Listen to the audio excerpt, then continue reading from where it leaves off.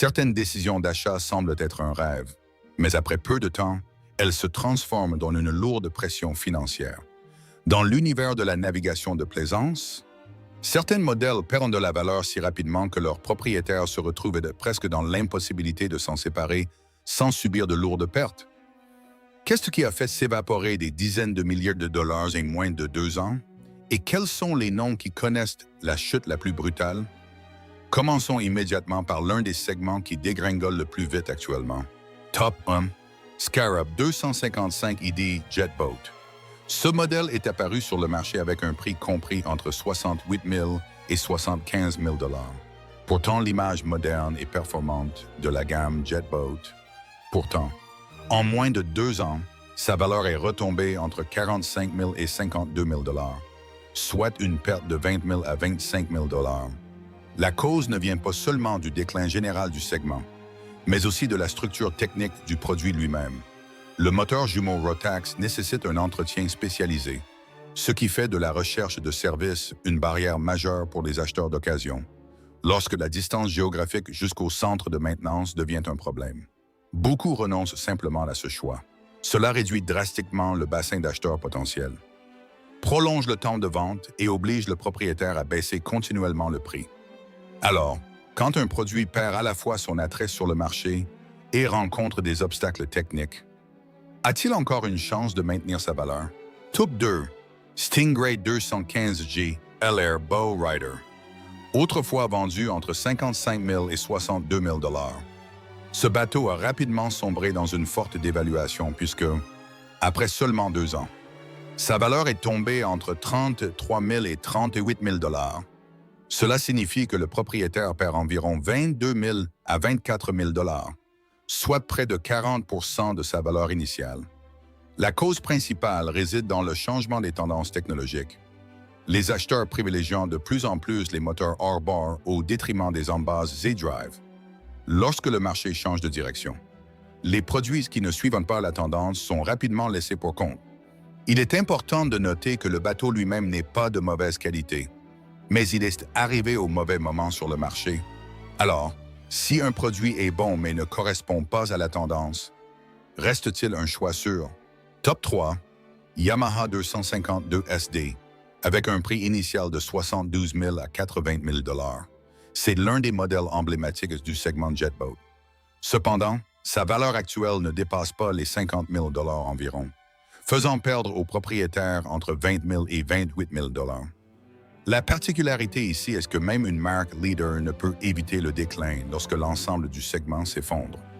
Quand la confiance des consommateurs baisse, les dépenses importantes pour des produits non essentiels sont également réduites. En parallèle, les concessionnaires baissent continuellement les prix des nouveaux modèles pour déstocker, plaçant le marché de l'occasion dans une position concurrentielle défavorable. Les vendeurs ne sont pas seulement en concurrence entre eux, mais aussi avec les produits neufs.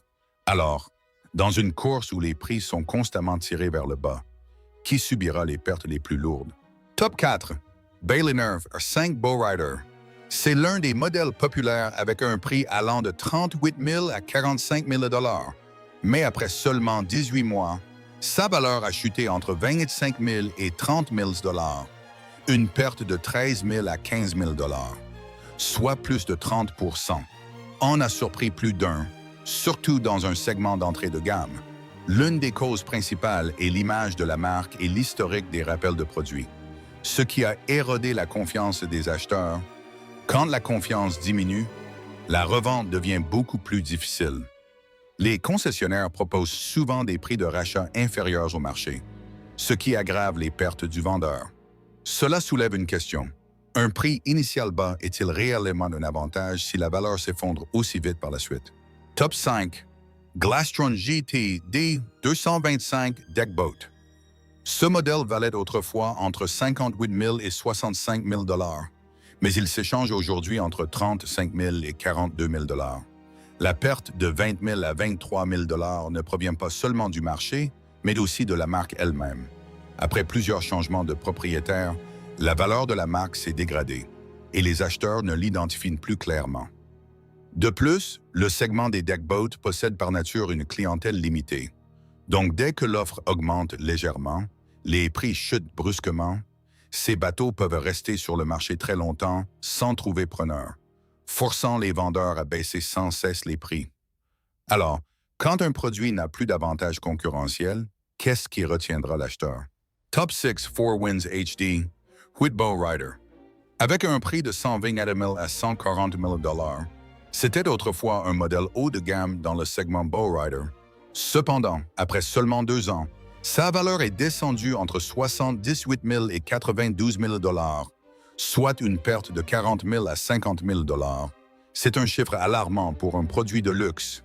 La cause vient des coûts de financement élevés dus à la hausse des taux d'intérêt, rendant de nombreux acheteurs incapables de maintenir leurs emprunts. Parallèlement, la tendance du marché vers les moteurs hors-bord a également fait perdre de son attrait à ce modèle. Quand la valeur diminue alors que la dette reste élevée, le propriétaire se retrouve dans une situation financière difficile. Alors, quand la valeur du bien est inférieure au montant de l'emprunt, quelle est l'issue pour l'acheteur? Top 7 Sea Race LE 280. C'est l'un des modèles au prix élevé, de 175 000 à 195 000 $. Mais après 3 ans, sa valeur n'est plus que d'environ 110 000 à 125 000 $. La perte de 65 000 à 70 000 $, sans compter les frais d'entretien élevés, rend le coût total de possession extrêmement lourd. Le système Stern Drive perd non seulement de la valeur, mais entraîne aussi des frais de maintenance annuels s'élevant à des milliers de dollars. En cumulant la dépréciation et les coûts d'exploitation, le préjudice total peut largement dépasser les prévisions initiales.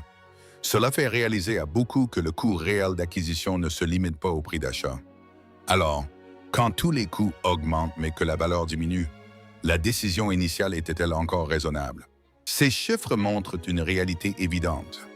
Le marché évolue beaucoup plus vite que ce qu'espéraient les acheteurs. La forte hausse des prix par le passé, l'augmentation des coûts financiers et l'évolution des tendances technologiques ont créé simultanément ces chutes de prix massives. Si vous envisagez d'entrer sur ce marché, voyez ces données comme un avertissement. Et si vous souhaitez continuer à suivre des analyses concrètes comme celle-ci, n'oubliez pas de vous abonner à la chaîne et de liker pour ne pas manquer les prochaines vidéos.